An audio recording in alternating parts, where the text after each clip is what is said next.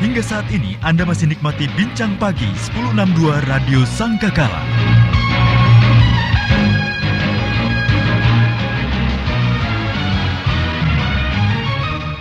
The Voice of Love, Kekasih Tuhan, masih melanjutkan kebersamaan kita dalam program Bincang Pagi bersama dengan Pendeta Rufinus Pangaribuan. Kami sedang berbincang tentang satu topik, harta kesayangan. Kekasih Tuhan bisa bergabung bersama dengan kami. Silahkan telepon 0315046.000, SMS atau WA 081333060000. Anda bisa bertanya, berdiskusi, atau mungkin Anda ingin bersaksi berkaitan dengan apa yang sedang kami perbincangkan. Sebelum kami menanggapi pertanyaan-pertanyaan Anda, masih ada satu lagi yang akan kita dapatkan ketika kita menjadi harta kesayangan Tuhan. Selain tadi di backup Tuhan, dipakai menjadi alatnya. Satu lagi, apa Pak Rufinus? Ya, satu lagi, coba kita lihat dari Ulangan pasal yang ke-32 ayat 10. Ulangan pasal 32 ayat 10 dikatakan demikian.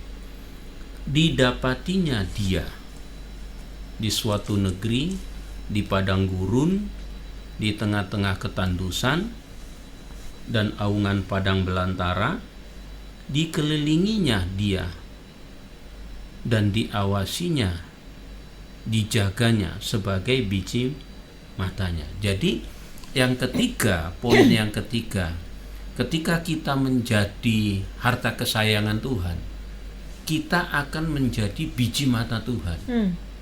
Nah, kita akan menjadi biji mata Tuhan. Maksudnya seperti apa biji mata Tuhan? Di sini udah jelas, ya.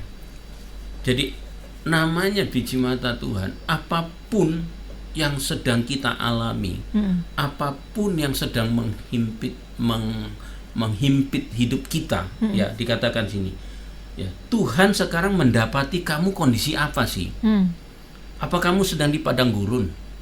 Artinya yang dimana kamu hidup dalam ketandusan, hidup yang tidak ada pengharapan, hidup yang betul-betul kamu terancam, ya toh, ketandusan dan aungan padang belantara. Ya. Lihat apa kondisimu hari ini, situasimu apa hari ini. Mungkin ekonomimu lagi bermasalah. Yang kedua mungkin keluargamu, atau mungkin bisnismu. Ketika kita menjadi harta kesayangan Tuhan, kita ini menjadi biji mata Tuhan, maka Tuhan akan mengawasi kita, Tuhan akan menjagai kita, mata Tuhan tidak akan pernah lepas dari kita. Karena apa? Kita biji mata Tuhan, gitu loh. Kita aja biji mata kita pasti kita jaga. Jaga. Tangan kita sendiri mau deket kita selalu tutup mata. Iya, sekarang mau pegang mata sekarang hati-hati kan gitu tuh. Iya kan. Nggak boleh pakai gini lah. Pakai gitu ya. Sekarang katakanlah orang sekarang lihat untuk menghias mata sekarang macam-macam nih tuh. Sekarang pakai softline, softline-nya juga warna-warni. Itu benar ini nggak pakai softline warna-warni, Pak? Pakai ya? Pake. Tapi warnanya alami ya. Alami. Ya. Biasanya warna biru. Iya. Kenapa? Dijaga. Nah, artinya menjadi biji mata Tuhan itu begini loh. Jadi kemanapun kita, apa langkah kita, bukan hanya disertai Tuhan, bukan hanya kita di backup Tuhan, ya toh, tetapi kita diawasi loh sama Tuhan. Diawasi, dijagai, bahkan dikatakan apa? Dikelilingi. Bayangkan, so apa yang kita takutkan gitu loh. Apa yang mau kita takutkan gitu loh. Ketika kita menjadi harta sayangan Tuhan, enggak ada yang perlu kita takutkan. Ya, jadi enggak ada yang perlu kita khawatirkan situasi ini. Jadilah harta kesayangan Tuhan. Ketika kamu jadi harta kesayangan Tuhan, kamu akan diawasi Tuhan. Mata Tuhan tidak pernah jauh dari kita. Ya toh. Dan ketika kita menjadi biji mata Allah, itu kan satu privilege yang luar biasa ya. Siapa tuh kita ini bisa jadi biji mata Tuhan gitu ya. Iya, betul. Nah, dalam kehidupan sehari-hari apapun bisa datang menerpa memang ya. Betul, percaya saya. Apapun ada. Karena kita ini hidup di dunia yang dimana dunia ini sudah dikutuk. Ya. Iya toh. Karena dunia dosa. Dunia ini udah nggak bersahabat sama kita. Katakanlah ya toh, tiba-tiba terjadi kecelakaan, tiba-tiba terjadi bencana alam, tiba-tiba terjadi ini, bisa menimpa kita. Itu bisa menimpa orang percaya, bisa orang, tetapi ingat, selalu ada spesial kita di hadapan Tuhan. Gitu loh. Oke. Percaya itu, pegang itu. Oh, kuncinya dua tadi harus dilakukan. Sungguh-sungguh dengan mendengarkan firman Tuhan dan berpegang pada perjanjiannya. Jadi berpegang pada firman Tuhan itu adalah buah dari kita sungguh-sungguh mendengarkan firman Tuhan. Itu buahnya akhirnya kita berpegang pada janji Tuhan. Jangan tuntut penyertaan Tuhan kalau kita tidak melakukan bagian kita. Iya, betul. Ini orang yang banyak salah. Dia selalu minta Tuhan. Loh, saya kan pegang janji Tuhan loh. Kamu sudah lakukan belum yang Tuhan suruhkan? Kehidupanmu coba sehari-hari kan gitu loh. Oke. Kita harus fair ya. Jadi Anda tidak bisa menuntut sesuatu yang Anda sendiri tidak lakukan gitu. Betul. ya. Suruh Tuhan lakukan. Contoh misalnya, Anda mau naik gaji dari bos Anda, sementara Anda datangnya telat, sering nggak masuk, kerja ogah-ogahan, nggak beres. Mau nuntut gaji tuh, bos bilang, untung-untungan kamu nggak saya pecat, gitu, iya kan? Iya. Itu loh. Jadi hidup itu dibuat ya itu tadi fair lah, harus fair lah. Gitu. Do your best, maka Tuhan akan melakukan jauh lebih baik lagi, gitu loh. Baik. Ya, kan? Kita akan tanggapi pertanyaan yang sudah masuk ya, Pak Rovinus ya. Kekasih Tuhan yang mau menyusul silahkan telepon, SMS, WA. Masih saya buka untuk Anda. Anda bisa bersaksi berkaitan dengan apa yang kami perbincangkan, menjadi harta kesayangan. Ketika Anda mendengarkan dengan sungguh-sungguh firman Tuhan dan berpegang pada perjanjiannya. Ada Ibu S yang bergabung. Shalom, selamat pagi Pak Rovinus. Saya Ibu S. Dengan adanya corona, saya juga merasa khawatir kalau keluar rumah, Pak. Tapi kalau nggak keluar rumah, nggak dapat rezeki. Karena bisnis saya harus ketemu dengan pelanggan-pelanggan. Saya pasrah, Pak. Bagaimana kalau nunggu habisnya corona, mana bisa dapat uang ya, Pak? Dapurnya mosok. Nah kalau orang Jawa bilang dandangnya gelondang. Nah, itu nggak gelondang mana? Melayu nang tonggone. Itu dia. Mungkin bagaimana menghilangkan kekhawatiran yang dialami Ibu S ini, karena beliau harus keluar rumah untuk bekerja. Jadi sifat khawatir itu adalah bagian dari yang dimiliki oleh manusia. Itu pasti ada. Jadi siapapun dia pasti ada yang namanya sifat khawatir. Tapi yang menjadi persoalan, jangan kekhawatiran itu menguasai hidup kita, gitu loh. Jangan menguasai. Karena apa? Seperti janji Tuhan hari ini, kalau kita menjadi harta kesayangan Tuhan, sudahlah Bu, gak usah takut, gak usah khawatir, tapi lakukan bagianmu, gitu loh. Pemerintah sudah memberitahukan, ini loh bagianmu, apa? Ya hidup bersih, ya toh, jaga hubungan sama orang, jangan terlalu dekat, pakai masker dan sebagainya. Nah, ketika terus kita jaga pola hidup kita, makan kita, ya toh, sekarang kita mulai atur, ya toh, nutrisi kita, ya toh. Kalau itu kita lakukan, nggak usah khawatir, ya toh, nggak usah khawatir. Apalagi ada kuasa yang menyertai kita. Jadi nggak ada alasan kita untuk orang percaya ini untuk kita takut, nggak ada. Ya toh, lakukan aja Ibu. Tapi lakukan juga aturan di pemerintah, gitu loh. Ya yang dianjurkan pemerintah ya. Jadi jangan salah, karena pemerintah itu adalah wakil Tuhan di dunia ini, kan gitu. Kalau pemerintah bilang kamu harus pakai masker, ya pakai maskernya. Ya toh, kalau di mobil jangan diisi misalnya Anda mobil yang biasanya Anda isi 6 orang, ya jangan diisi 6 orang. Kan gitu loh. Ya toh, isilah 3 orang misalnya. Jadi satu kursi 1 orang, satu sub 1 orang, aman, kan gitu loh. Itu sama seperti saya juga Ibu siapa nih? Ibu S. Ibu S. Sama, saya juga kan tiap hari juga bekerja. I do my best. Ya toh, saya lakukan bagian saya, dan saya percaya Tuhan jauh lebih melakukan bagian Tuhan. Oke. Ya, Ibu. Jadi jangan tinggal dalam kekhawatiran ya. Iya, jangan kekhawatiran menguasai kita.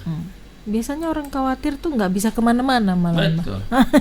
Itu. Akhirnya kalau orang khawatir itu apa? Akhirnya mau lakukan ini salah, mau lakukan ini salah, mau lakukan salah. Takut, mau itu takut gitu ya. Jadi nggak melangkah kemana-mana. Itu seperti konon kata Anda satu pepatah lama bilang, khawatir itu seperti kita duduk di kursi goyang. Iya, betul. Gini-gini aja tapi nggak kemana-mana, Pak. Itu dia bahaya malah kan. Iya kan? Oke. Bahaya. Baik, ke pertanyaan berikutnya, Pak. Ini nggak tahu koneksinya ini putus nyambung kayak lagu ya. Jadi kekhawatiran itu pun artinya adalah sorry ya, saya harus ngomong ya. Orang yang hidup dalam kekhawatiran itu sebetulnya orang yang tidak percaya sama Tuhan, kasarannya gitu. Wow. Iya loh. Ya toh. Jadi kalau semua kita takut semua itu tanda kita tidak percaya sama Tuhan, tanda kita tidak percaya Tuhan pelihara hidup kita, itu loh. Ya, saya harus ngomong ini kepada kita semua ya toh. Ya toh. Nah. Oke. Baik, 6300 bergabung. Selamat pagi, Pak. Bagaimana menghadapi anak laki-laki sudah lulus kuliah dan mulai kerja, padahal orang tuanya single parent, yaitu papa yang tidak mampu menghidupi dan tidak mampu mendidiknya. Mohon saran dan doa. Nah, maksudnya apa ya? Jadi gini, mungkin anak ini ya kalau istilahnya orang Surabaya nggak Jawa nang wong tuane, gitu lah. Nggak Jawa nang wong tuane. Ya dia nggak Jawa soalnya Batak mungkin ya. Nggak, saya bercanda ini Batak. Ya, nah jadi gini, jadi makanya yang saya lakukan dalam hidup saya. Yang saya lakukan dalam hidup saya adalah mulai dari kecil anak-anak itu saya perkenalkan dengan firman Tuhan, ya toh. Sehingga ketika mereka disiplin dengan baca firman Tuhan, maka kita pun percaya. Alkitab bilang Injil adalah kekuatan Allah. Artinya di dalam firman itu ada kuasa.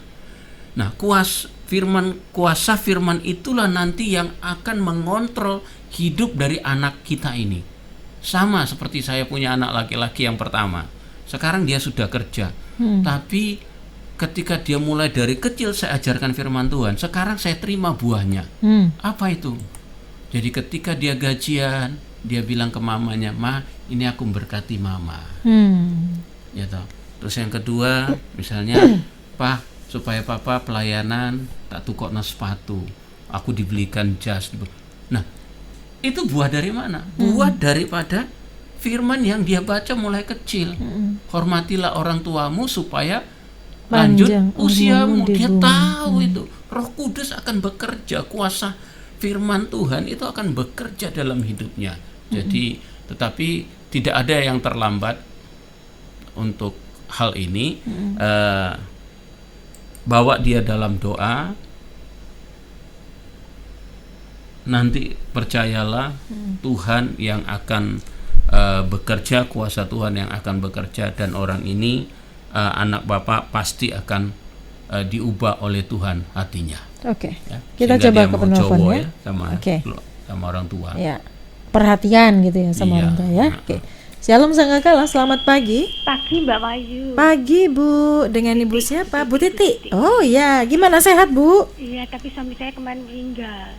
Kemarin meninggal? Iya, tanggal 7 kemarin itu. Turut belasungkawa ya Bu ya. Iya. Oke.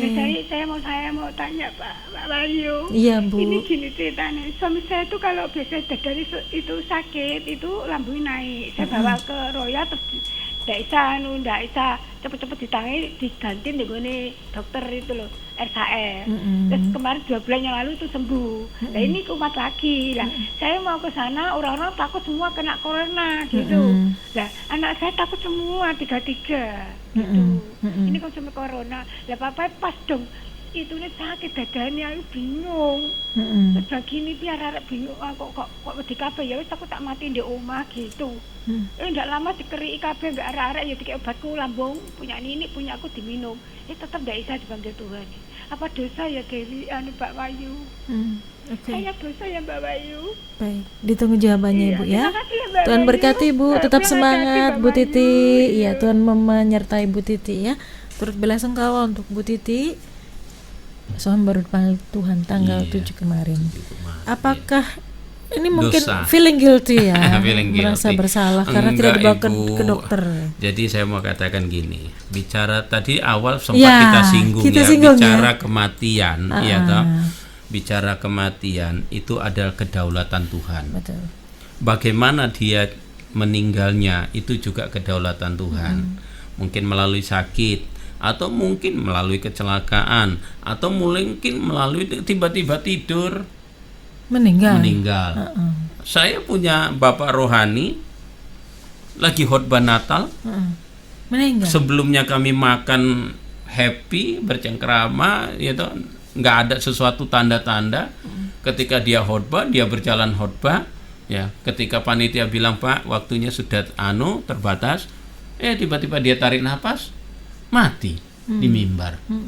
Gitu. Ada orang barusan saya lihat di sosmed lagi sedang mimpin doa, meninggal. Nah, jadi Ibu jangan ada perasaan bersalah. Semua itu kedaulatan Tuhan.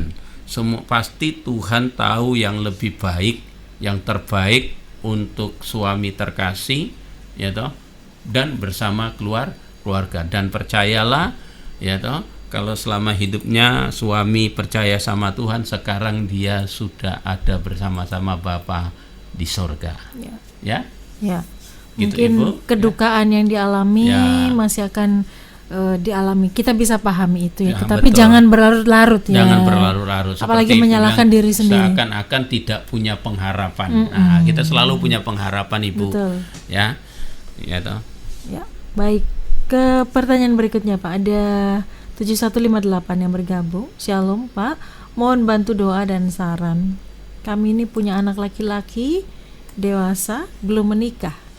Dia memilih pergi kos karena kami melihat hidupnya nggak benar dengan perempuan, istri orang, tapi nggak diakui. Dan sudah kami lihat dalam keadaan nggak punya apa-apa. Padahal gajinya sudah lebih dari cukup buat dia sendiri. Tapi justru punya di teman-temannya. Maksudnya apa ya? Kami sudah mengajak dia pulang tapi nggak mau. Dan itu sudah 3 kali berulang dengan perempuan yang lain. Apa yang harus kami lakukan ya Pak sebagai orang tua? Jujur karakternya sama-sama keras antara saya dengan anak. Mohon doa dan saran. Jadi gini, kalau kita mau berubah, kalau kita pingin seseorang itu berubah, jangan tuntut dia, tapi kita yang berubah.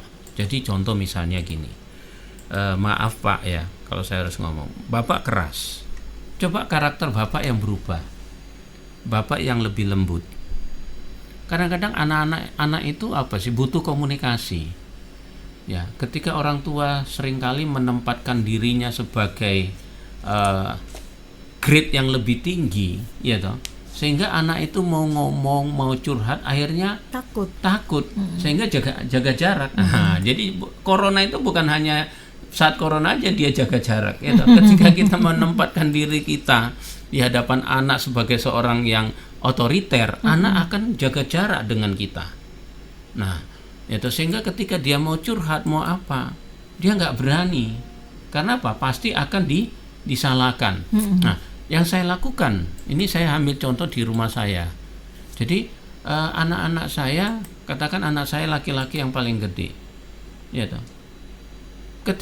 Ketika dia ada masalah, ketika dia mau ngomong sesuatu, karena saya membuat hubungan saya sama dia seperti teman, akhirnya dia ngomong curhat, gitu loh. Nah, kembali kepada fokus masalah kita.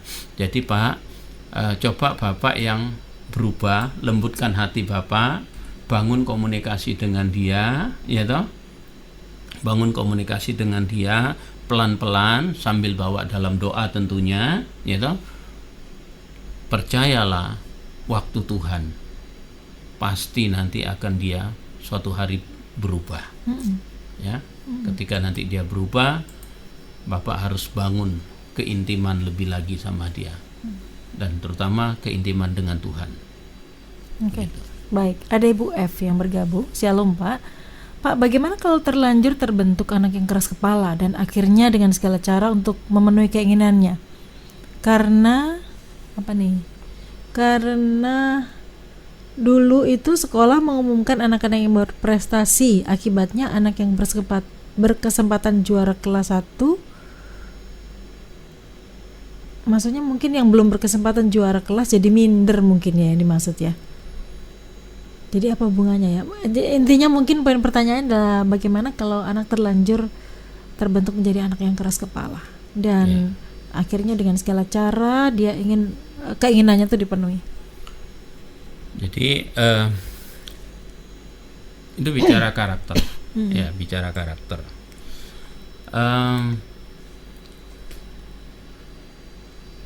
Ketika saya dulu belum bertobat, saya ini paling stubborn, keras kepala, kepala batu, malahan batu ireng malah.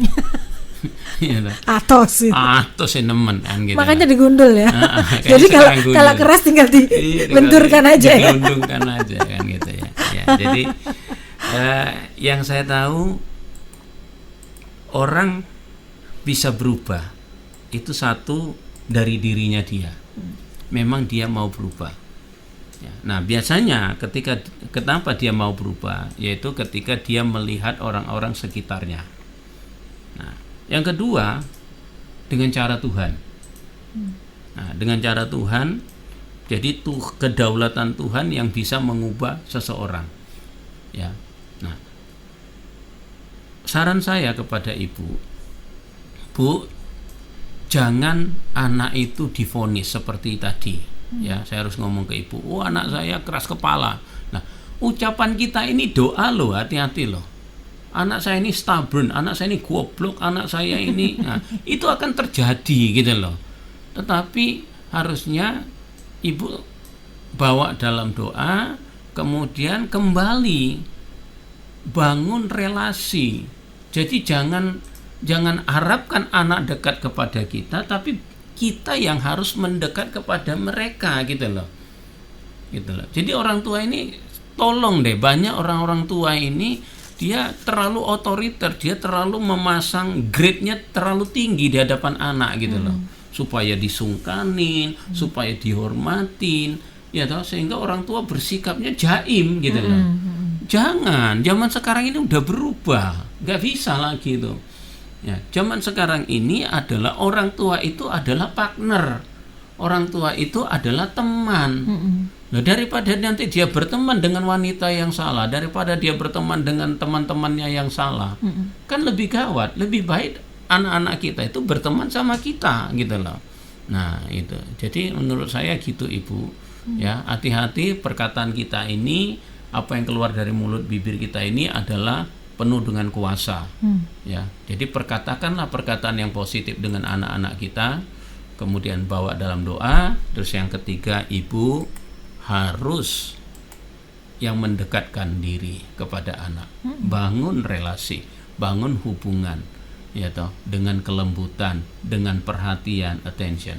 One day, percayalah, nanti kuasa Tuhan akan mengubah anak itu. Tuhan Yesus memberkati. Walaupun mungkin dalam kenyataannya kita lihat memang dia keras kepala ya, tetapi nggak usah dibilangin lah. Iya, nggak usah. Dibatin boleh nggak, Mbak? Dibatin boleh nggak? Jangan dibatin. Iya, justru lebih bahaya itu dibatin. Aduh, ya toh. Tapi dodoi dilus. Sabar gitu. Jama anakku, ya toh, pulihkan anakku, kan gitu. Ya, biasanya kalau kita bilang begitu tuh ada rasa luka, jengkel gitu. Nah itu harus disembuhkan dulu ya. Jujur seperti saya, saya nggak malu minta maaf kepada anak saya, sekalipun anak saya masih usia 7 tahun, 9 tahun. Jadi ketika saya marah tunjukkan saya marah. Kenapa saya marah? Karena ada kesalahan yang dia perbuat, saya harus marah. Tapi setelah itu saya peluk dia, saya omongin, Kel, maafin papa ya, tadi papa marahin kamu, itu tujuannya gini loh sayang. Nah, jadi ada pemulihan gitu loh. Ya. Jadi dia tahu kenapa papanya marah. Iya. Ini marah nggak jelas, terus itu nggak dijelasin lagi. Nah, nggak dijelasin lagi. Jadi kesimpulannya dia, papaku tukang marah gitu. Tukang marah. Lagi obatnya lagi habis ini kan, darah tingginya naik kan. Gitu. Iya. Oke, Pak Rovinus, bisa disimpulkan dari perbincangan kita pagi hari ini dan silakan tutup. Perbincangan kita hari ini tadi kan sudah dikatakan Jadi sekarang, jadi pendengar Radio Sangkakala yang saya kasih dalam Yesus Kristus, ayo ya ambil keputusan hari ini. Hari ini apa keputusanmu? Aku mau menjadi harta kesayangannya Tuhan. Ya, gimana caranya? Gampang. Serius sama firman Tuhan. Ya toh? Ayo tiap hari ada waktu untuk membaca dan merenungkan firman Tuhan. Bukan sekedar membaca, tetapi merenungkan. Nah, ketika kita sering membaca dan merenungkan firman Tuhan, maka akan timbul tingkatan apa iman. Nah, setelah kita timbul iman, maka apa? Kita berpegang pada segala apa yang sudah difirmankan Tuhan itu. Ya toh? Nah, itu yang membuat kita jadi harta kesayangan Tuhan. Lihat, 2 hal kamu lakukan, 3 hal Tuhan beri. Apa? Tuhan akan membackup engkau. Ya toh? Tuhan akan menyertai engkau. Yang kedua, yang Tuhan akan pakai engkau menjadi alat Tuhan. Nah, kalau dipakai alat Tuhan, wah banyak. Dikhususkan, dikuduskan tadi. Sebagai apa? Mungkin kamu menjadi saluran berkat. Gitu. Melalui hidupmu banyak orang bertobat. Gitu. Seperti saya dulu orang yang nggak benar. Gitu. Dipakai Tuhan, puji Tuhan. Gitu. Yang ketiga, kita akan menjadi biji mata Tuhan. Ketika kita menjadi biji mata Tuhan, apa yang terjadi? Kemanapun kita melangkah, apapun yang sedang kita alami, baik suka dan duka, mata Tuhan selalu tertuju kepada kita. Nah, itu dia. Oke. Baik, silakan tutup dalam doa. Oke, demikian kekasih Tuhan untuk kita pada pagi hari ini. Mari kita tutup dalam doa. Engkau sungguh baik Bapa. Kami sangat bersyukur, berterima kasih di mana Engkau menyertai program ini dari awal, pertengahan hingga akhirnya. Apa yang Kau taruh dalam hati hamba-Mu telah hamba-Mu sampaikan. Kini saatnya Tuhan yang ambil alih, sempurnakan Tuhan perbincangan kami pagi hari ini.